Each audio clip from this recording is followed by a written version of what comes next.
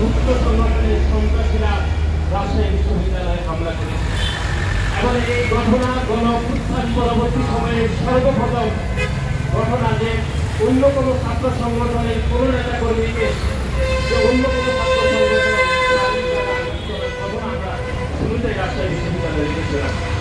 এবং তার পরবর্তী সময়ে আপনারা দেখেছেন যে চট্টগ্রামে একজন বামপন্থী নারী কর্মীর উপর কিভাবে ছাত্র শিবিরের সাবেক সন্ত্রাসী যেভাবে হামলা করেছে এবং হামলার পরবর্তী সময়ে সামাজিক যোগাযোগ মাধ্যমের চাপে পড়ে সেই সন্ত্রাসীকে গ্রেফতার করা হয়েছে। কিন্তু অত্যন্ত দুঃখের বিষয় হচ্ছে সেই সন্ত্রাসী জামিন থেকে বের হওয়ার পরে আমরা দেখেছি যে গুপ্ত সংগঠন ছাত্র শিবিরের বিভিন্ন পর্যায়ে নেতাকর্মীরা সেই সন্ত্রাসীকে ফুলের মালা দিয়ে বরণ করেছে। সংগ্রামে ধন্যবাদ। আজকে পুরো ছাত্র সমাজ বুঝতে পেরেছে এই ভোট আইনের মাধ্যমে তারা নারীদের চরিত্র হরণ করেন এবং তারা রাজনীতিবিদদের চরিত্র হরণ করেন এবং তারা তাদের নিজ নেতা কর্মীদের অপকর্ম থাকতে এই সোশ্যাল মিডিয়াকে ব্যবহার করছেন। কিন্তু তাদের মাঠে কাছে কোনো অবস্থান নেই।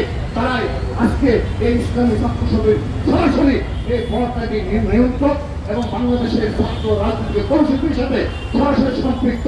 আমরা এর বিচার দাবি করছি ছাত্র সমাজের নিকট। গুপ্ত থাকার সবচেয়ে বড় সুবিধা কি জানেন?